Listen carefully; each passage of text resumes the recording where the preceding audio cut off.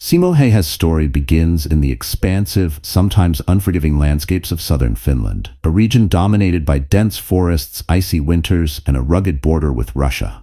Born on December 17, 1905, he entered a large family that relied on a forest farm for survival. Rather than rows of corn on flat, endless acreage, this was a homestead carved out of thick woods and uneven terrain. The family raised livestock, kept a sizable garden, and hunted wild game to stay fed. Early on, Simo learned the virtues of self-reliance and endurance. He spent countless mornings trudging through knee-deep snow, doing chores in frosty air while the sun crept over the horizon.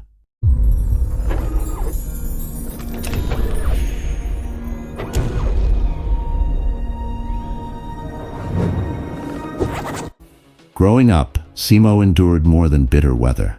He lost two of his brothers, one to the Finnish Civil War in 1918 and another to heat stroke on a construction site. Though these tragedies shook the family, there was little time to dwell on sorrow.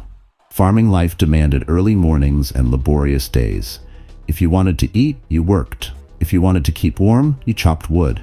There was no concept of giving up. Over time, this relentless lifestyle molded Simo into a resilient young man with a calm disposition and a willingness to meet every challenge head-on. By age 17, that drive found a new outlet when Simo joined the Civil Guard, a volunteer militia that let citizens train for Finland's defense. Standing about 5 feet 3 inches tall, he was not physically imposing, but he soon proved that size mattered little. Fellow recruits were taken aback by his marksmanship. He could regularly hit near-perfect scores in shooting competitions, consistently landing bullets on target from distances that left most shooters struggling. Reports circulated of him scoring over 90 hits out of 100 shots at approximately 300 yards. Even more astonishing, he could estimate range within 1-yard accuracy up to about 500 feet, a skill that seemed almost superhuman. It did not stop there. As the years passed, Simo cultivated a reputation for speed as well as accuracy. Friends timed him once to see how many shots he could land on a target 150 yards away in under 1 minute using a bolt-action rifle. He managed 16 hits in 60 seconds, all on target, a feat that bordered on the impossible. This skill was not a fluke. It was the product of discipline, forged in the wilderness, the result of daily practice, and the influence of a culture that prized self-sufficiency. In 1925, at age 19, Simo began the mandatory 15 months of active military service required of Finnish youth. Assigned to the Bicycle Battalion 2 near the contested Viipuri province, he spent long hours training on infantry tactics, weapons handling, and, yes, bicycle maneuvers. Though it might sound amusing to imagine soldiers pedaling through snowy landscapes, in the early 20th century, bicycles offered a simple, rugged way to travel narrow, winding roads when motor vehicles were scarce. After completing basic training, he attended the non-commissioned officer school, cementing his leadership skills and broadening the fundamentals he had learned as a volunteer militiaman. When his conscript service finished, Simo returned home to help on the farm, but he maintained his involvement in the Civil Guard on weekends. Over the next decade, he excelled in countless marksmanship competitions, often with the same Finnish-made Mosin Nagant variant, known as the M28-30. The local community began to regard him as something of a phenomenon, a quiet farmer who outperformed nearly everyone he faced in precision shooting events. It was also around this time that he refined an important principle: never settle for good enough. Even though his aim was already legendary, he practiced relentlessly, refusing to waste a single round. Formal sniper training arrived in 1938 when Simo received a brief but intensive course from the Finnish army. He had already mastered many aspects of long-range shooting, yet this formal setting introduced him to advanced camouflage strategies, range finding under pressure, and specialized survival techniques for subarctic conditions. Within months, he was recognized as a top-tier sniper. The timing could not have been more significant, for looming clouds of conflict began gathering along Finland's eastern border. Relations with the Soviet Union were deteriorating rapidly. Under Joseph Stalin, the Soviet government demanded Finnish land for security, a move that Finland refused. On November 30th, 1939, the Soviet Union invaded, igniting what would be called the Winter War. The Red Army outnumbered Finland's modest military by an overwhelming margin. On paper, it seemed like Finland did not stand a chance against the Soviet giant. Yet they had an unspoken advantage embedded in their national character: sisu. This Finnish term represents an almost unbreakable will, a readiness to confront adversity head-on. It was in this harsh crucible that Simo's stoicism would become legendary. He was soon attached to Infantry Regiment 34 under Lieutenant Arne Juutalainen, dubbed the Terror of Morocco. Juutalainen's fearless demeanor inspired his troops to dig in and defend territory around the Kola front, where winter temperatures could plunge to -40 degrees Fahrenheit. The environment alone was hazardous. Equipment froze, breath crystallized in the air, and any soldier unprepared for the cold risked frostbite. Finnish forces, however, were experts in these conditions. They wore white camouflage suits, used skis for mobility, and built innovative fortifications in the snow. Simo took to his role as a sniper with unwavering focus, choosing to rely on iron sights instead of a scope. There were strong practical reasons for this. The extreme cold could fog or freeze a scope's lenses, and any light reflecting off the glass risked giving away his position. Further, a sniper has to lift his head slightly higher to see through a scope, presenting a bigger target. Iron sights minimized that risk. Once in position, Simo showcased the same patience he had learned hunting game as a boy. He might wait for hours or days, concealed behind compacted snow that he often iced over with water to prevent muzzle blast from kicking up a telling puff of powdery snow. Initially, Soviet commanders brushed aside the idea that Finnish snipers would be more than a minor annoyance. But it did not take long for rumors of the White Death to spread through their ranks. Men talked of being fired upon without any trace of where the shots originated. Others whispered about single-day tallies that seemed incredible: 10, 15, or even 20 kills in the space of a few hours. By late December 1939, Simo's confirmed count had already exceeded 100, a number that shocked everyone, including some of his superiors. One frigid day, he reportedly took down 25 Soviets, a daily record for him. Desperate to eliminate this threat, the Soviets escalated their efforts. They formed counter-sniper squads who, once they located Simo's suspected area, would rain artillery shells on it. Yet each time, he emerged unscathed. On more than one occasion, they attempted to send their best marksmen after him, but Simo's intimate knowledge of the terrain and lightning-quick reflexes proved unbeatable. Red Army commanders even resorted to placing a bounty on his head, a stark admission of how dire they considered the situation. For Simo, defending home soil outweighed any fear of being targeted. Each morning, he rose before dawn to find new vantage points, carrying not just his sniper rifle but, at times, a Suomi KP-31 submachine gun. If a direct confrontation arose, he could help lead small infantry teams in short-range engagements. On nights when the Soviets relaxed their patrols, he would ski with a group of men behind enemy lines to launch sudden raids on Soviet camps, capturing guns, ammunition, and food supplies. This guerrilla-like strategy not only disrupted Soviet operations but bolstered Finnish morale. Tales abounded of the White Death slipping into a camp, firing on unsuspecting troops clustered around a bonfire, then vanishing into the tree line. By early 1940, the Soviets realized that sending small waves of infantry to be picked off was a losing proposition. They resorted to massive offensives, pushing thousands of soldiers into the Finnish lines in an attempt to overwhelm them by sheer force of numbers. Machine guns roared, artillery shells burst among the silent pines, and drifts of snow turned red. In these more direct clashes, Simo would swap sniping for leading squads armed with submachine guns. He refused to give ground unless specifically commanded, often standing firm alongside his unit until receiving orders to retreat. Despite a knack for survival, Simo's luck nearly ran out on March 6, 1940.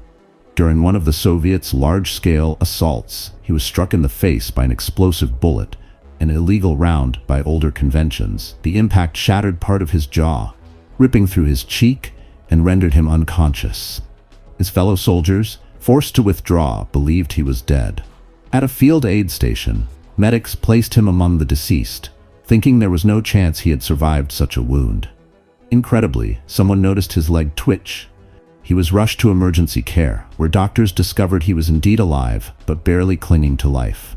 He remained in a coma for 7 days. Simo woke on March 13, 1940, the very day a peace treaty was signed, ending the Winter War. Although Finland lost a slice of territory in the agreement, their defensive effort shocked the world. A small nation had held off a superpower for months, exacting a heavy toll. For Simo, the close of hostilities marked the start of a new struggle: recovery. Over the next 14 months, he endured numerous reconstructive surgeries to repair his jaw and face. He also went through grueling rehabilitation. The scarring was permanent, yet his overall health gradually improved. Meanwhile, word of his wartime achievements filtered through Finnish lines, eventually reaching the press. Some official tallies placed his sniper kills at more than 200, matched by an equal number from submachine gun encounters. Others claimed well over 500 total kills, a number he wrote in his private memoir, discovered decades later. Whether the real figure was slightly less or more, the overriding truth stands. Simo Häyhä became one of history's deadliest snipers. For Finland, he was living proof that one individual's courage and skill could shift morale against staggering odds. When the war ended, the Finnish government recognized him in various ways, including the gift of a farm, since his original home fell within the area ceded to the Soviet Union. Over time, he also received multiple decorations, such as the Medals of Liberty and the Crosses of Liberty, typically reserved for officers of higher rank. Despite his official status, Simo rarely boasted about his achievements. He remained humble, shrugging off praise by insisting he had simply fulfilled his duty. On the subject of guilt, he answered that he had no regrets. Defending his homeland was a task he performed out of necessity, not personal vendetta. When the Continuation War erupted between 1941 and 1944, Simo tried to return to the front, but his injuries disqualified him from active service. Instead, he tended to his new farm, occasionally meeting with old comrades and war veterans. He avoided large crowds and seldom appeared at public events, partly due to the visible scars that left him self-conscious. Still, his resilience continued to fascinate others. Biographers, journalists, and military historians tried to piece together the secret to his astounding success. They speculated it might be due to his short stature, making him harder to spot, or perhaps an uncanny capacity for distance estimation. Some credited it purely to sisu, that Finnish brand of unwavering determination. In quiet moments, Simo would likely have recalled how normal it felt to be out in the snow for hours, waiting for a clear shot. After all, he had grown up in that environment, skiing to hunt game as a boy. The sub-zero temperatures that sent shivers through invading soldiers were nothing new to him. He thrived where others froze. In a sense, the harsh conditions were his ally, not his enemy. This alignment with nature gave him the upper hand against a foe that was often ill-prepared and poorly led. Although the Winter War sometimes gets overshadowed by larger theaters of World War II, the story of Finland's defense and Simo's remarkable feats remains a powerful lesson in the art of asymmetric warfare. The Soviet Union boasted vast resources, but they struggled in the face of cunning tactics, deep local knowledge, and a population fiercely devoted to independence. By simply refusing to break, the Finnish defenders rewrote the assumptions that bigger always wins. For Simo, life after war gradually returned to a quieter rhythm. He cultivated crops on his new farm, bred dogs, and occasionally invited close friends to hunt moose or birds. At times, he even hunted with national leaders, including the President of Finland, who were in awe of his skill. Locals told stories of crossing paths with him in a village store or a post office, where he wore a simple cap and coat, rarely drawing attention unless someone recognized his facial scars. He never sought glory. If anything, he seemed content to let the outside world cling to its myths and legends while he went about his daily routine. Ironically, for a man whose main weapon had no scope, Simo's place in military history remained in sharp focus. Over the decades, numerous authors and filmmakers attempted to capture his essence. Some depicted him as the ultimate silent sniper, while others dramatized events for cinematic flair. Heavy metal bands sang songs about the White Death, and war documentaries examined how he symbolized an entire nation's defiance. Even within video games and popular culture references, a faint echo of Simo's unstoppable presence lingered. For the few who questioned how one individual could rack up such numbers, the answer was multi-layered. He had near-perfect aim, a farmer's relentless work ethic, a mental toughness that allowed him to stare down an invading army, and an inborn acceptance of life's hardships. The transcript of one modern retelling recalled that Simo possibly became death itself, in the sense that, rather than bowing to the adversity, he learned to live within it, and to use it against the foe. This transformation from unassuming farmer to lethal sniper defined him in the annals of modern warfare. Simo Häyhä never married and had no children. His personal circle remained small, comprising mainly relatives, wartime comrades, and a few close friends. He spent a considerable portion of his later years in a veterans' nursing home in the coastal town of Hamina. Even into old age, his stories, when he chose to share them, emphasized not the magnitude of his kill count, but the unyielding responsibility he felt to protect Finland. He died on April 1, 2002, at 96 years old. By then, he had outlived the Soviet Union itself, which disintegrated in 1991. Newspapers around the world reported the passing of a legendary sniper, a man believed to have taken more confirmed enemy combatants than anyone else in recorded history. While some remain skeptical about the exact numbers, the broad consensus is that no other sniper has documented so many kills in such a short period, only about 100 days of actual frontline combat. Even decades after his passing, people continue to wonder what fueled that extraordinary skill and perseverance. Was it an innate gift or the product of ceaseless dedication? Perhaps the best answer comes from the Finnish concept of sisu, the willingness to push beyond one's limits, to remain calm under the harshest conditions, and to transform adversity into an advantage. Simo Häyhä embodied sisu to the highest degree, turning the frigid forests of Finland into his personal stronghold and showcasing the power of one individual to alter the course of events far bigger than himself. In the end, Simo's life was about much more than impeccable aim. It was about resolute determination, love for his homeland, and an unwavering commitment to a cause. Through countless examples, sitting in a snow pit for hours, risking wave after wave of artillery, or sliding behind enemy lines with a small squad, he proved that a single, steadfast spirit can reshape a battle. For those studying World War II's lesser-known chapters, his legacy remains an inspiring reminder that sometimes, in the face of overwhelming odds, one determined individual really can stand against the tide.